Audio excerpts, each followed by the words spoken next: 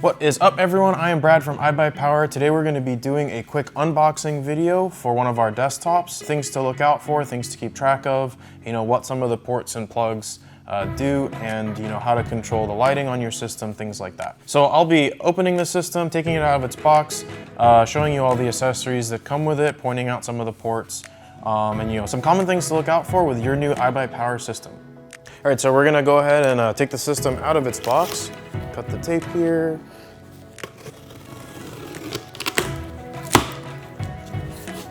Okay, so there's gonna be a few things inside you wanna keep an eye out for. We have a quick start guide, accessory bag. This PC comes with a mouse and keyboard. Base.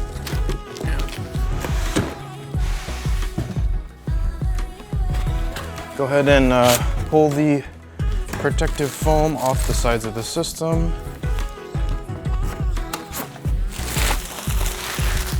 All right, cool.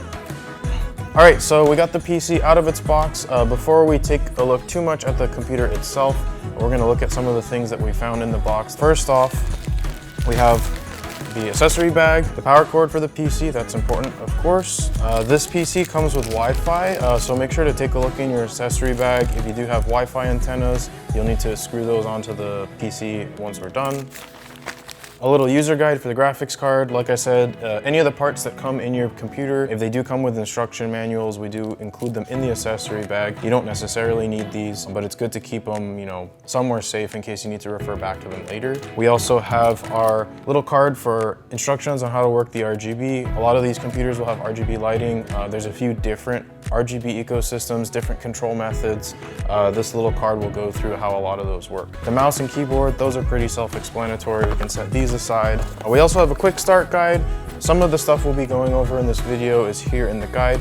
Just hold on to this. It's got some good information on it, including some information about the ports on the system. And if you do need to back up or reinstall Windows, there's some instructions there as well. Okay, now let's move on to the actual PC. So you'll notice here on the side, there's this big giant warning label. It's telling you basically there's a protective foam insert inside the computer that's protecting the various parts from jostling around during shipping.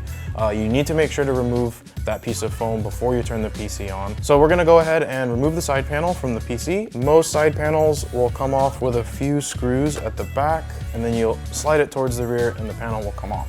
Set this aside somewhere safe. Most of our PCs do come with tempered glass side panels, so you want to make sure that you're not dropping these or putting something that's too heavy on top of it. Now you can see we have this foam insert. Like I said, you're just going to remove that. Make sure it's not getting caught on any kind of like wires or cables as you're pulling it out.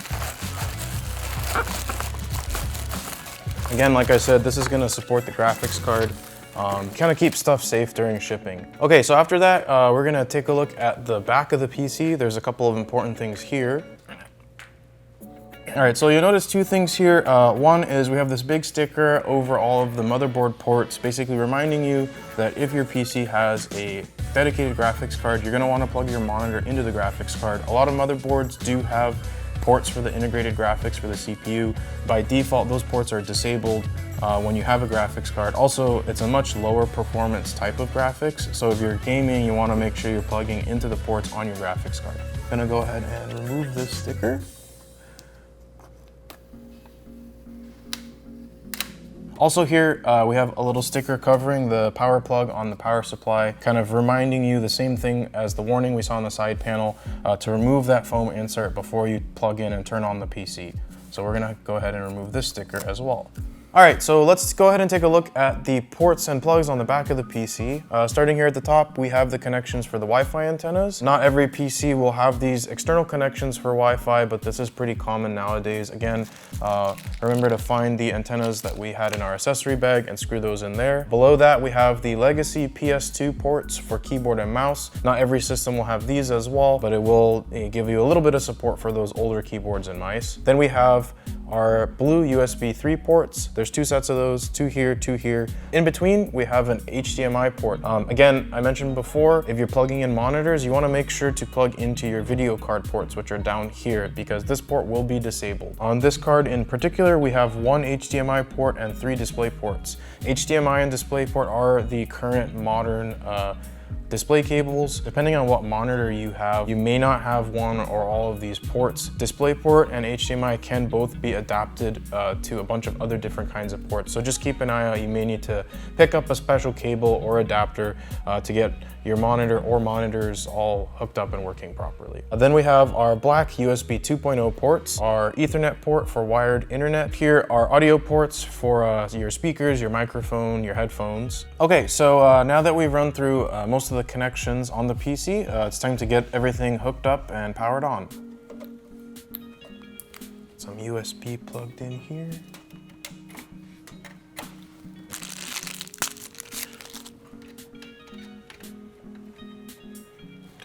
And I'm gonna turn it.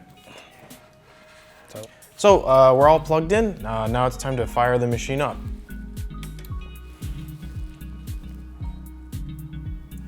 So there's a few things that we do recommend you do when you first get the machine started up. Of course, you're gonna have to go through and create your Windows user ID, set up some of your personal settings. But after that, there's a couple of things we definitely recommend that you do. First off, we recommend you check all the ports on the PC. That includes the front panel USB, front panel audio, and all the USB and connection on the rear panel, and as many of the display ports on your graphics card as you can.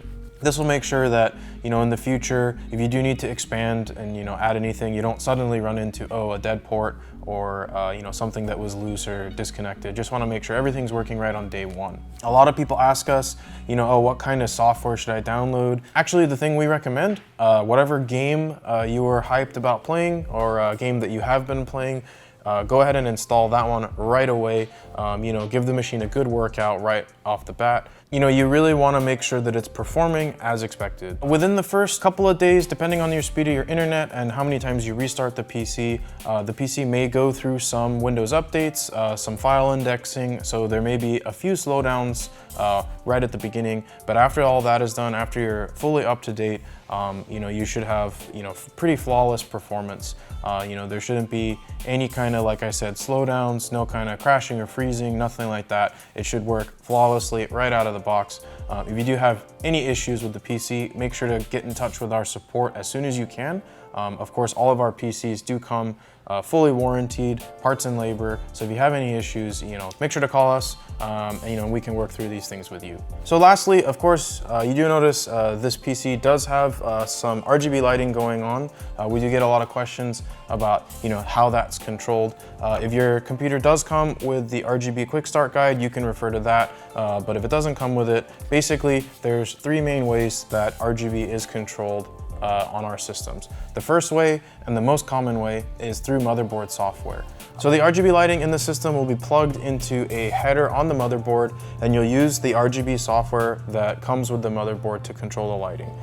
There's four main motherboard software. For ASRock or iBUYPOWER branded motherboards, that's going to be Polychrome RGB. For ASUS, that's going to be Aura. For MSI, Mystic Light, and for Gigabyte, that's RGB Fusion. They give you a pretty good level of customization in terms of what you can do with the lighting in your PC. The second way is through a remote, either infrared or wireless. The remote will have little buttons that you can press to change the color manually. Usually, if the PC does come with a remote, it means that there was no available motherboard header to control the RGB lighting, so we use a remote instead. The last and the least common is a button on the case that actually manually toggles the RGB to different colors. This is usually for more inexpensive systems where the motherboard can't have a RGB header. Okay, so that wraps it up for our unboxing and quick start video. Again, if there was anything unexpected that happened during your PC setup, any weird behavior or things that didn't go as we described it in this video or in the quick start guide, make sure to let us know. Give us a call, hit us up on live chat, social media, whatever, and we'll try to get it taken care of right away. Anyways, again, I'm Brad. Thanks for tuning in, and we'll see you guys online.